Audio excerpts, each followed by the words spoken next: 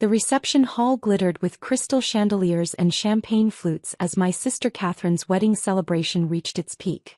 I stood near the dessert table, nursing a glass of sparkling water, watching my family work the room with practiced ease. Every few minutes, someone would glance my way with a mixture of pity and embarrassment, as if my mere presence was a social liability they had to manage. "That's Alexandra," I heard my Aunt Patricia whisper to a woman in an expensive pearl necklace. "Catherine's younger sister. Such a shame she couldn't make anything of herself. The family's tried everything, but some people just don't have ambition." I took another sip of water and checked my phone. 11:47 p.m.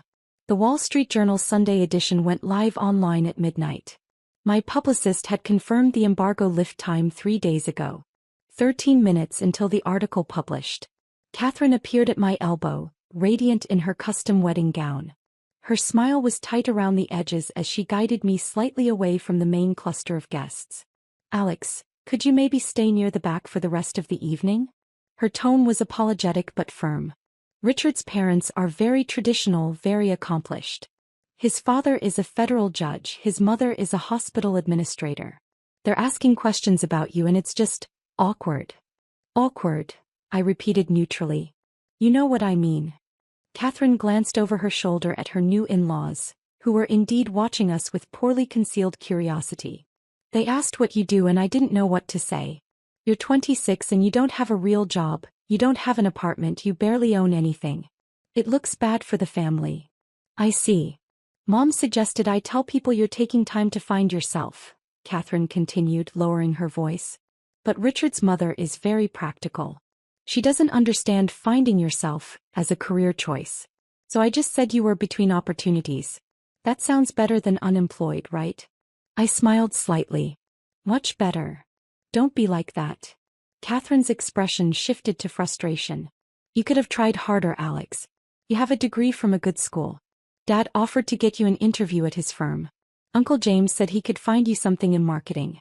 But you turned down every opportunity and now here we are at my wedding, and I have to explain why my little sister is a professional failure." "Is that what you told them?" I asked. "That I'm a professional failure?" Catherine had the grace to look uncomfortable. "I said you hadn't found your path yet. But yes, Richard's family is very success-oriented. They wanted to know about everyone's accomplishments. David just made vice president at his investment bank. Cousin Michelle is a partner at her consulting firm.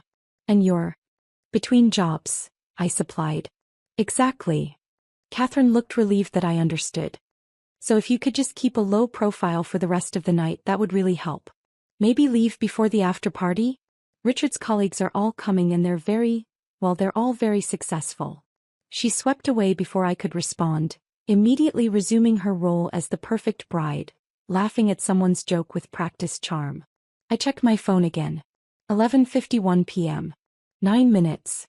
My mother materialized beside me, elegant in her mother-of-the-bride dress. "Alexandra, sweetheart, why are you hiding over here?" Her voice carried that particular tone of cheerful disappointment she'd perfected over the past few years. "Come meet some of Catherine's new family. Though perhaps don't mention the job situation. We're telling people you're exploring your options." "Exploring my options," I echoed. "That's creative." "Well, what should we say?" Mom's smile faltered. "That you've been unemployed for 3 years? That you spend all your time traveling to who knows where, doing who knows what? That would be honest, but it's not exactly impressive dinner conversation." "I suppose not. Your father and I have been very patient," Mom continued. "We supported you through college, we gave you time to figure out what you wanted. But at some point, darling, you need to actually do something. Look at Catherine, she's a senior marketing director at a Fortune 500 company. Look at your cousins, your friends from school. They all have careers, apartments, lives. What do you have?"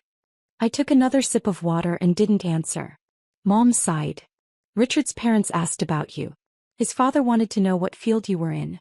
I said you were in business development, which sounds respectable enough, but then his mother asked which company and I had to change the subject.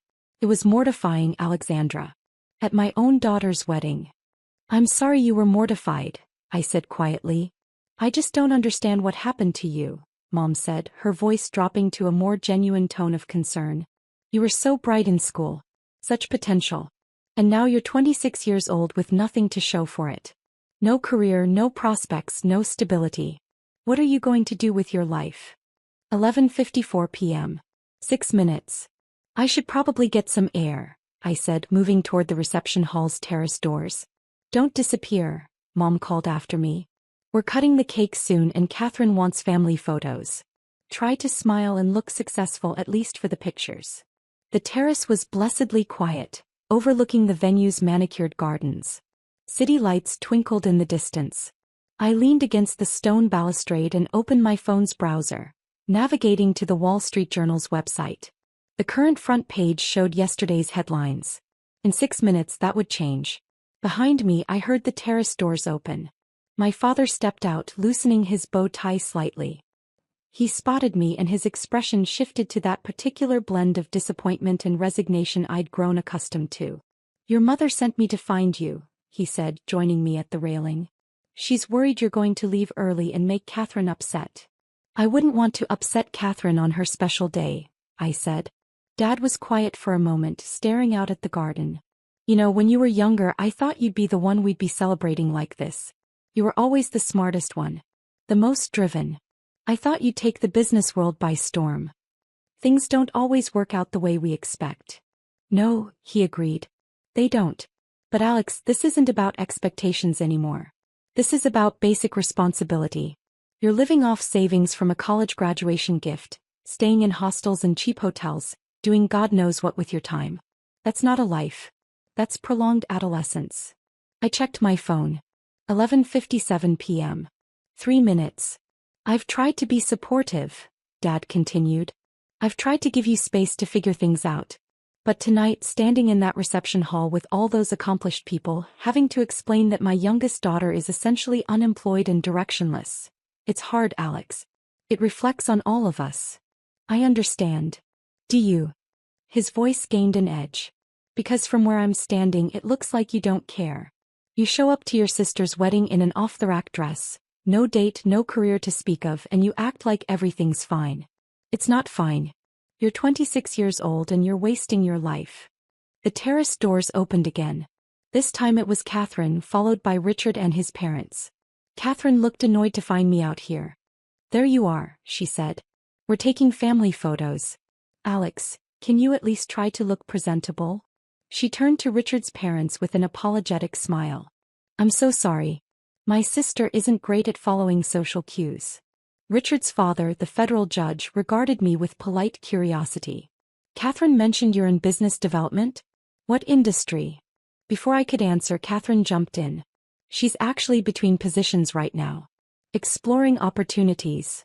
I see, the judge said, his tone neutral but his eyes reflecting exactly what he thought of someone who was exploring opportunities at 26. Richard's mother, the hospital administrator, smiled with practiced sympathy. That must be challenging.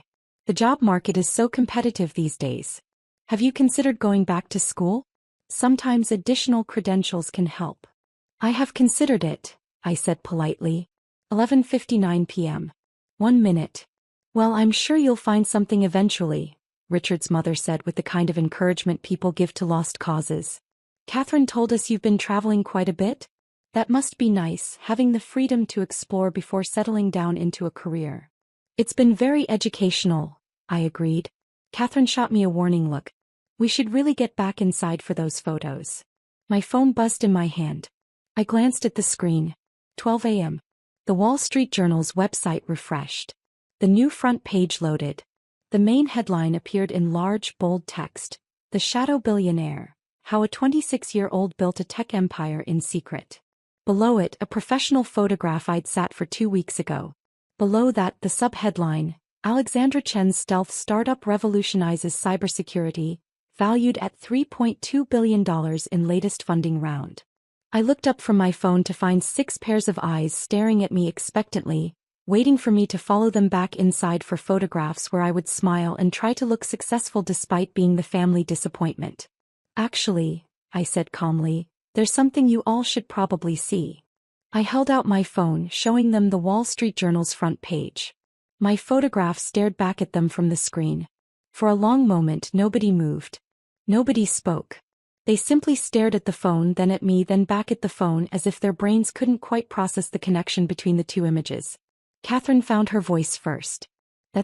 Is that a joke? Is this photoshopped? It's the Wall Street Journal, I said. They don't Photoshop their front page stories. Dad took the phone from my hand with trembling fingers. His eyes scanned the article, moving faster and faster as he read. The color drained from his face. This says. He stopped, swallowed hard, started again. This says you're the founder and CEO of Sentinel Technologies. That you developed a revolutionary AI-driven cybersecurity platform that's now protecting 70% of Fortune 500 companies. 73% as of last month, I corrected gently. We signed 3 new contracts last week. Mom leaned over Dad's shoulder, reading the screen. Her hand went to her mouth. It says your company is worth over $3 billion. Says you're worth. Alexandra, it says your personal net worth is estimated at $1.4 billion. That's conservative, I said. My financial advisors put it closer to $1.6 billion after the last funding round. Complete silence on the terrace. Inside, I could hear the wedding band playing, guests laughing, the clink of champagne glasses. Out here, 6 people stood frozen, trying to reconcile what they'd believed about me with what they were reading on the screen. Richard's father, the judge, was the first to recover. This is from today? This just published. About 2 minutes ago, I confirmed. The embargo lifted at midnight. By tomorrow morning it'll be in the print edition. CNN is running a segment at 6 a.m. Bloomberg at 7. CNBC is doing a full-hour special tomorrow afternoon. But Catherine's voice was barely a whisper. You said you were traveling. You said you didn't have a job. You let us think.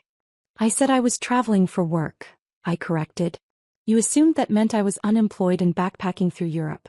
I was actually meeting with clients, investors, and strategic partners in 14 countries. And I never said I didn't have a job. You just never asked what my job actually was. You lied to us, Catherine said, her voice rising.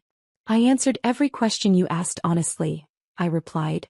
When you asked what I did, I said I worked in technology and security. When you asked why I traveled so much, I said it was for business meetings.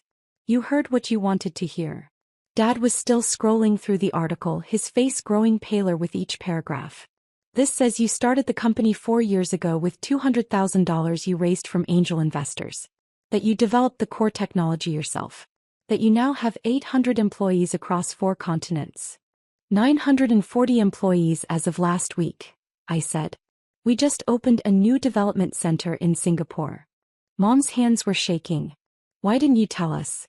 Why did you let us believe that you were a failure? I supplied. Because that's what you wanted to believe. It was easier to assume I was directionless than to ask questions about what I was actually doing. Every time I came home, you made jokes about me being unemployed. You told your friends I was finding myself. You introduced me as your daughter who hasn't quite figured things out yet. I stopped correcting you after a while. Richard's mother found her voice. But the way you're dressed, the way you act, you don't look like a billionaire CEO. What does a billionaire CEO look like? I asked, genuinely curious. This is a reception dress I bought because Catherine wanted everyone to wear cocktail attire. I don't generally attend weddings in business suits. And I act like myself, which is apparently disappointing to some people, but it's authentic. Inside the reception hall, I could see guests starting to check their phones. The Wall Street Journal article was beginning to circulate on social media. Within minutes, everyone at the wedding would know. Catherine seemed to realize this at the same moment. Her face went from pale to red. Everyone's going to see this. Everyone's going to know that I told them you were unemployed. That we treated you like a failure, I finished. Yes, they're going to know that. You did this on purpose, Catherine said, anger breaking through her shock. You timed this to drop during my wedding. You're trying to ruin my special day. Your wedding is on Saturday, I said calmly. The Wall Street Journal always releases its Sunday edition at midnight on Saturday. I didn't choose the timing, the editorial calendar did. Though I admit the synchronicity is somewhat poetic. Dad was still holding my phone, still reading, his expression shifting between shock, confusion, and something that might have been shame. You testified before Congress last year. You met with the Secretary of Defense. You've advised the White House on cybersecurity policy. 3 times, I confirmed. Most recently about protecting critical infrastructure from state-sponsored attacks. And you never mentioned it, Mom said. Not once. You came home for Thanksgiving and let us make jokes about you needing to find a real job, and you never said a word. What would you have believed? I asked. If I'd told you at Thanksgiving that I was advising the White House, would you have taken me seriously? Or would you have assumed I was exaggerating, trying to make myself sound more important than I was? Neither of them answered. The terrace doors burst open. My cousin David appeared, phone in hand, eyes wide. Alex, tell me this isn't real. Tell me you didn't actually. He stopped, seeing everyone's faces. Oh my God. Real. You're actually a billionaire, I finished. Yes, David. I'm actually a billionaire. Behind him, more family members were emerging onto the terrace, all holding phones, all wearing expressions of shock and disbelief. Aunt Patricia, Uncle James, Cousin Michelle. They crowded around, voices overlapping. The Wall Street Journal says, your company is worth billions. You're on the Forbes list. How did we not know? I let them babble, watching the reality sink in. Inside the reception hall, I could see more guests checking their phones, pointing, looking around for me. The news was spreading like wildfire through the wedding. Catherine's wedding planner appeared, looking frazzled. Miss Chin? There are reporters at the front gate. 3 news crews just arrived. They're asking for Alexandra Chin. Should I call security? That would be my security team, I said. I asked them to stay outside unless I needed them. Let them know everything's fine. The reporters can wait. Your security team, Catherine repeated numbly. I'm worth over $1 billion, I said. My board insisted on proper security after we went public with our Series D funding. There have been threats, kidnapping concerns, the usual complications that come with highly visible wealth. My phone started buzzing continuously with incoming notifications. I took it back from my father and silenced it. I have 43 missed calls, I observed. CNN, NBC, CBS, Fox Business, Bloomberg, Forbes, Fortune, TechCrunch, and about a dozen others. Plus 217 text messages. My publicist is probably having a heart attack right now. I told her I'd be unavailable during my sister's wedding, but I don't think she anticipated this level of immediate response. Your publicist, Mom echoed faintly. Margaret Hayes, formerly VP of Communications at Tesla. She's very good. Expensive but worth it. I glanced at my phone again. She's texted me 14 times in the past 3 minutes. Apparently the article is trending #1 worldwide on social media. The hashtag #ShadowBillionaire is already viral. Uncle James stepped forward, his earlier condescension replaced by calculating interest. Alex, sweetheart, we should talk. I have some investment opportunities that might interest someone with your kind of capital. No, I said simply. But you haven't even heard. No, I repeated. I have a team of financial advisors who handle investment decisions based on rigorous analysis and strategic planning. I don't make billion-dollar decisions at family weddings based on pitches from relatives who called me directionless 3 hours ago. He flinched like I'd slapped him. Aunt Patricia tried a different approach, her voice dripping with sudden warmth.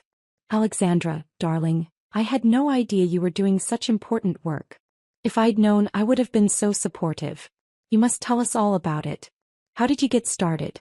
What inspired you? You asked me about my work at Christmas, I said.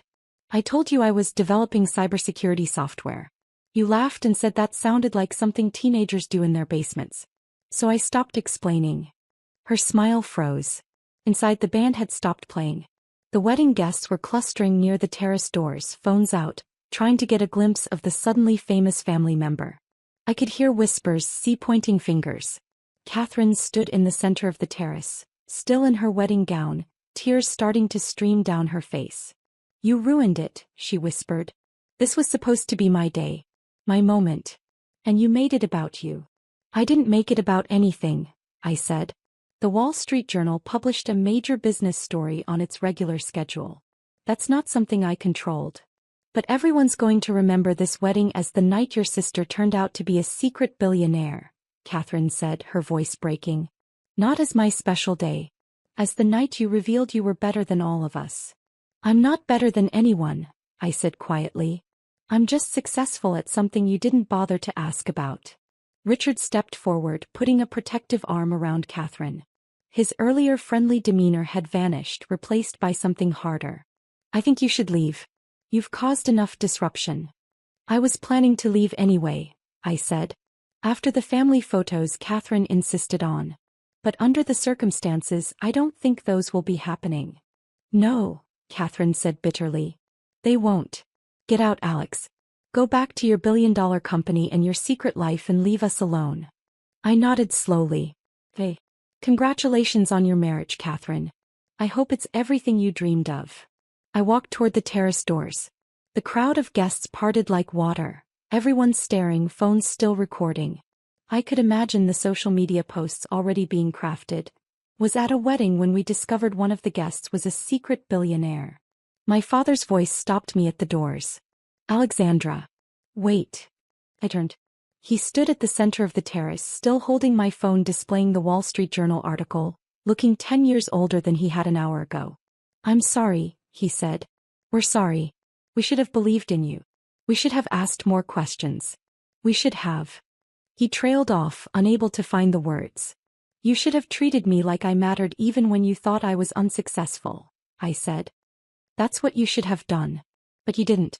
You measured my worth by your definition of success. And when I didn't meet it, you decided I was worth less than the rest of the family. That's not fair, Mom protested. We were trying to motivate you. You were trying to shame me into conforming to what you thought my life should look like, I interrupted. There's a difference. Motivation comes from belief. What you gave me was disappointment dressed up as concern. I opened the terrace doors. Outside, I could see my security team moving into position. The black SUVs were pulling up to the front entrance. News vans lined the street beyond the venue gates. The thing about being dismissed and underestimated, I said, addressing the entire family gathered on that terrace, is that it teaches you who people really are when you have nothing they want. Now that you know I have something you want, money, connections, success, you'll all suddenly remember that you always believed in me, that you always saw my potential, that you were always supportive. I met my father's eyes. But I'll remember tonight. I'll remember that when you thought I was nobody, you treated me like I was nobody. And that tells me everything I need to know about what your support is worth. I walked through the reception hall. Guests pressed back against the walls, watching me pass. Some tried to speak. Alexandra, wait, I wanted to talk about. But I kept walking. At the front entrance, Marcus, my head of security, was waiting with two of his team. Miss Chen. We have a situation. Multiple news crews, approximately 50+ photographers and a crowd of onlookers. We can take you out the back service entrance if you prefer to avoid them. No, I said. I'll go out the front. Are you sure? It's going to be chaotic. Let them see me, I said. Let them get their photos. The article's already out. There's no point in hiding. Marcus nodded and spoke into his radio. Primary is moving to front exit. Everyone in position. The doors opened and I stepped into a wall of camera flashes and shouted questions. Miss Chen, how does it feel to be exposed as a billionaire? Miss Chen, did your family really not know about your company? Miss Chen, can you comment on reports that you're the youngest female tech billionaire? Miss Chen, is it true you started your company in a garage? I paused at the top of the steps, security forming a protective semicircle around me. Behind me I could see wedding guests crowding the windows, filming on their phones. Catherine's special day had indeed become about something else entirely. I'll make one statement, I said, my voice cutting through the chaos. The reporters fell silent, cameras focusing. I built my company over 4 years through hard work, innovative technology, and an exceptional team. I chose to keep my success private because I valued my privacy and wanted to focus on the work rather than the publicity. The Wall Street Journal article reveals details about my company and my journey. That's all I have to say tonight. Thank you. But Miss Chen, what about your family? That's all I have to say tonight, I repeated firmly. Marcus guided me to the waiting SUV. I slid into the back seat and the door closed, muffling the shouts and camera clicks. The vehicle pulled away from the venue, security car in front, second security car behind. My phone buzzed again. I looked at the screen. Margaret had sent a message. You're trending in 47 countries. CNN wants you live at 6 a.m. Fox Business is offering a primetime special. Forbes wants to move your cover feature to next week's issue. Call me ASAP. Another message, this one from my CFO. Stock market's going to be interesting Monday. Our clients are thrilled about the publicity. Board wants an emergency meeting. Another from my head of HR.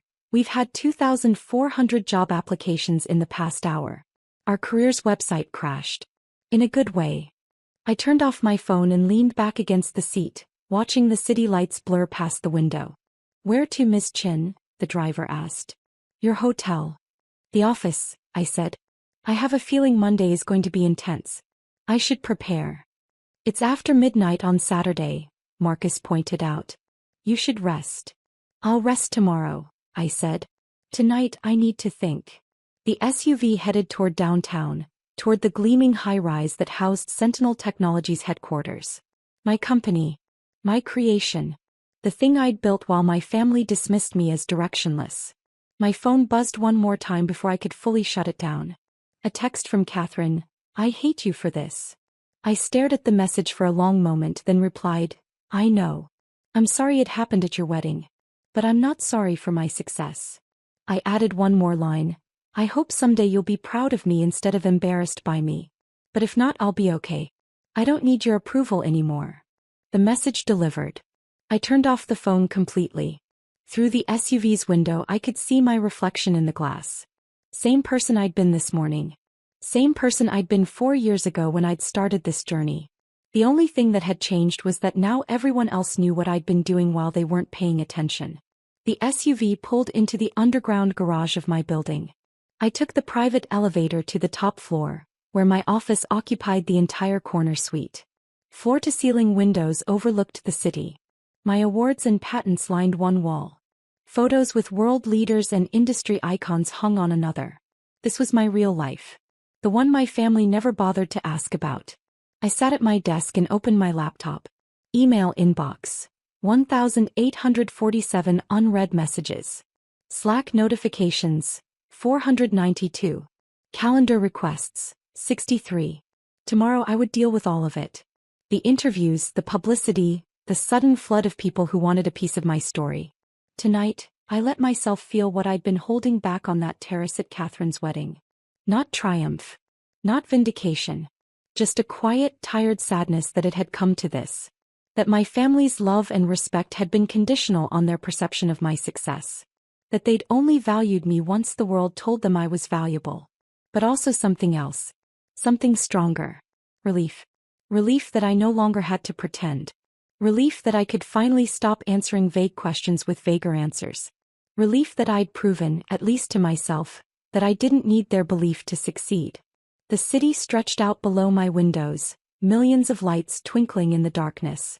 Somewhere out there, Catherine's wedding was probably still going, guests gossiping about the dramatic revelation. Somewhere out there, my parents were trying to process how they'd gotten everything so wrong. Somewhere out there, news vans were preparing their morning segments about the shadow billionaire who'd been hiding in plain sight.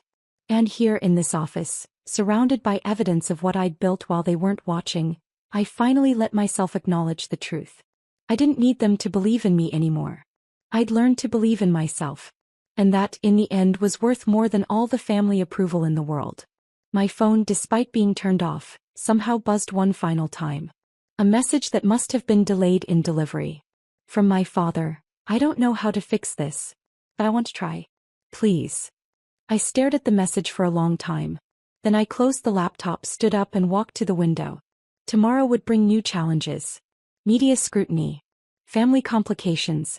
The inevitable requests for money, for connections, for access. But tonight, I was just a 26-year-old woman who'd built something extraordinary while everyone around her insisted she was building nothing. And finally, the world knew the truth. The question was, would it have been better if my family had believed in me all along? Or was this hard-earned, self-sufficient, independently validated success, somehow more meaningful because I'd achieved it without their faith? I didn't have an answer. But standing in my corner office, looking out over the city I'd conquered while my family thought I was lost, I realized something important. I didn't need an answer. I just needed to keep building. And tomorrow that's exactly what I would do.